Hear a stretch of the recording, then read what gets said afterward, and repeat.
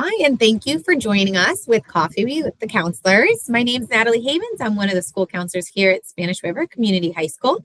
Thanks so much for taking the time to watch. Today, the topic is community service and information on some tests, the SAT, ACT, and CLT. We have the wonderful counselor, Mrs. Wheatley, who is going to present today. So go ahead and take it away. Wonderful. Thank you so much, Ms. Havens. So we're going to start out by talking about community service first. Okay, so in order to graduate high school, you need 20 hours. That is 20 hours of non-paid volunteer hours at a nonprofit agency. It is very specific, the guidelines of what you can and can't use. So it is non-paid at a nonprofit. 20 hours at a minimum in order to get your high school diploma. You need 100 hours of volunteer hours in order to get Bright Futures or in order to get other scholarships as well. However, for Bright Futures, you need a minimum of still those 20 hours of the volunteer hours at that nonprofit. That's minimum in order to graduate, and you need those for Bright Futures. The other 80 for Bright Futures can be work hours though. So if you have a job, if you work anywhere, it can be those as well. You document them the exact same way. The way that you document them is going to be on the community service hour form, which is located in our suites and also online. I think it's also in the main office. It's pretty accessible. You have to log all of your hours on that form. You have to have a supervisor's signature, either for your community service hours or for your work hours. Either way, you have to have someone to sign off on it. And then you'd upload your form on SIS yourself. So the steps are there listed there. You just go onto the forms tab on the side, the student does, and it's super easy. They just fill out a form saying how many hours are they doing it, where did they get them, and then just upload a picture of that community service hour form right there with it, and it'll get approved. So it's pretty easy to do. Yeah, so a lot of opportunities exist throughout the community. I myself send my kids all the time, different ones. We have ones on our school website all of the time. It looks like there's one right there for fostering an adult dog. So you can get one for fostering an animal. You can get 150 community service hours if you foster an animal for a month, it looks like. There's ones all throughout the county if you do it at the library, if you do it at the parks, if you do beach cleanups, things like that. Blessing blankets made with love is something that we do here on campus as well, and letters to elders is one that we do here on campus. I actually run that program myself. Every letter that you write is worth half an hour. A letter is only handwritten, legible, minimum 5 sentences. No glitter, no religion. That's it. It's super easy. You just pick an elder off of the website, write a little letter to them, minimum 5 sentences, and give it to me. That's it. There's no cap to the amount of letters you can write, and no cap to the amount of hours that you can earn. You just turn the letters to me. I don't need postage or envelopes or anything like that. Yeah. As for exams, we're going to switch gears a little bit. So as for our college entrance exams, there are 3 that your student can choose to use.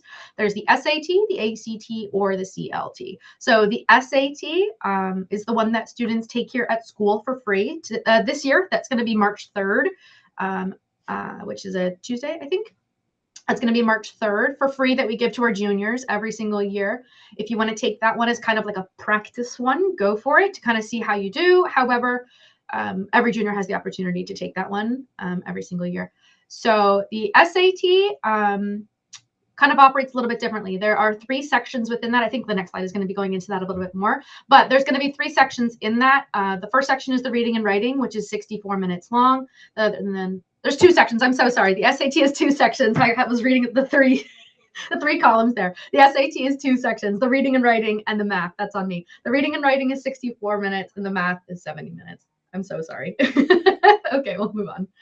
The PSAT is for 9th and 10th graders. Here at Spanish River, we give students the PSAT NMSQT. The reason being for that is so that they can use it for dual enrollment and so that they are eligible for scholarships with it. Just so you know, there's different versions of the PSAT that do exist out there. We don't give those versions. We give the NMSQT, the version of PSAT here at school. The structure of that test is very similar to the PSAT. It's still 2 sections, not 3, that's on me. Those 2 sections is the reading and writing, which is 64 minutes long, and the math, which is 70 minutes long. So what is the purpose of the PSAT, right? I know I said before with the college one, with the one that the juniors give, is you can treat it kind of like a practice one. However, the PSAT is a genuine practice SAT. That's what the P stands for in PSAT. That serves a purpose. It can tell you exactly what to study. It can tell you what areas that you kind of lack in for the SAT. It can give you a kind of score that you would get on the SAT should you take it right now at this point in time. It also links to your Khan Academy, which is also College Board supported study materials for the SAT. So it's really nice. It's something that students should take seriously, in my opinion, if you're wanting to take the SAT. It does help you out. So just some dates to look forward to if the SAT is a test that you're wanting to take. Test dates that are from here moving forward for the rest of this school year is going to be March 4th, then May 2nd, then June 2nd. There's about one every month, something like that.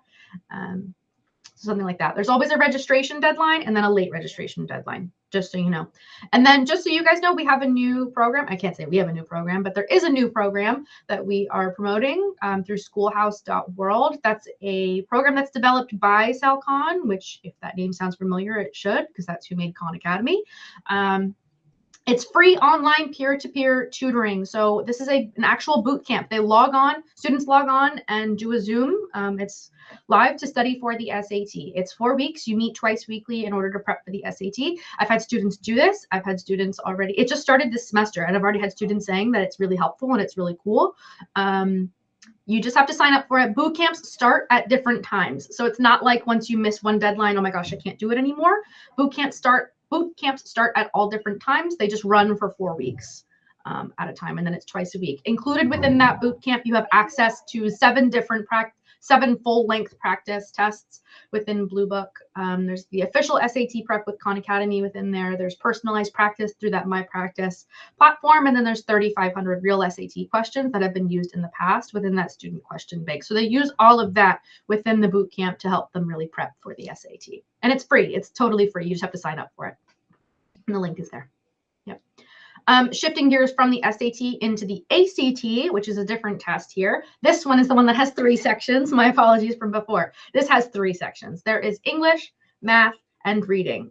It does not combine English and reading together. It is 3 separate sections. There is also 2 optional sections. If you recall, science used to be a required section. It is now optional. There's also the writing section, which has always been optional and is still optional. The way that the scoring works for this is on a scale of 1 to 36. That's only included those required sections. Science does not go into your super score. It does not go into your composite score. Just something to consider when you're signing up for it and when you're thinking, maybe I want to do science, maybe I'm good at science. You can take the science, but it's not going to go into your composite score. So just something to think about.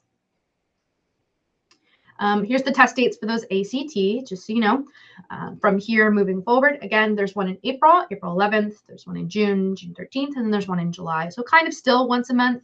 And then again, there's like a register by date, which is kind of a month beforehand, similar to SAT. And then there's a late registration date. The price just kind of almost doubles, really, if you do the late registration date. And there's not a guarantee of seats when you do late registration.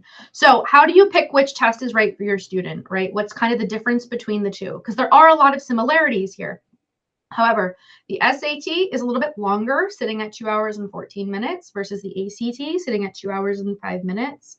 If you're just doing the base required sections, if you're not going to do science, if you're not going to do writing, both of them allow a calculator. However, I would say a big difference between the two is going to be SAT is an adaptive test. Meaning, depending on how you do on questions is going to change future questions. So if you're really struggling on some questions, your score is already kind of predetermined. You can only hit a threshold of a certain score and your question's already predetermined then.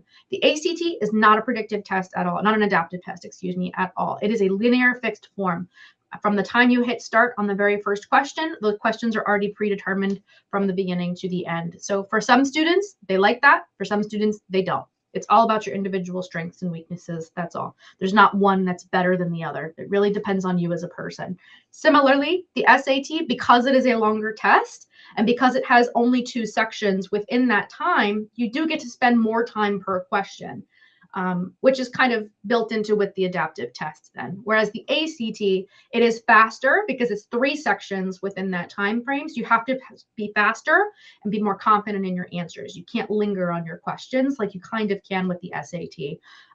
The scores, the way that those work, the SAT just scores on a range of 400 to 1600.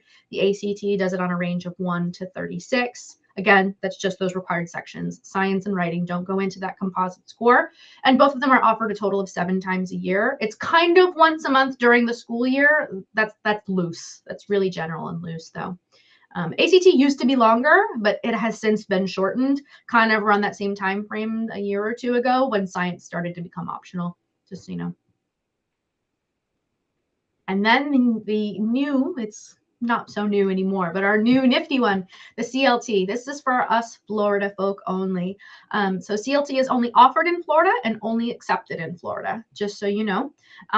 This one is very different from the SAT and from the ACT. What's really nice about this is that it is remotely proctored.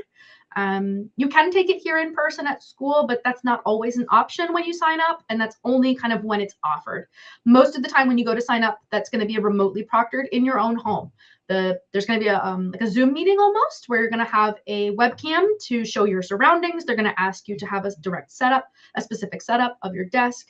Make sure both of your hands are showing all of the time. Can they see underneath your desk? You're going to ask to show them. So they're going to have to see kind of all your surroundings to make sure no one else is in the room. There's no other study materials there, things like that. But you can take it in the comfort of your own home, and there's flexibility of time. I've had students take this at nighttime. I've had students take it on the weekend, on weekdays. You kind of have a flexibility of when you take it as far as time is concerned. So some people really like that as well.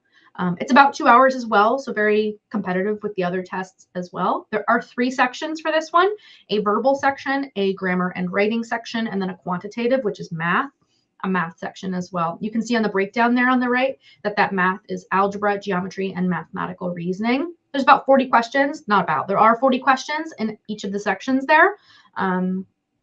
And then the scoring ranges on a scale of 0 to 120, 120 being the highest, just so you know.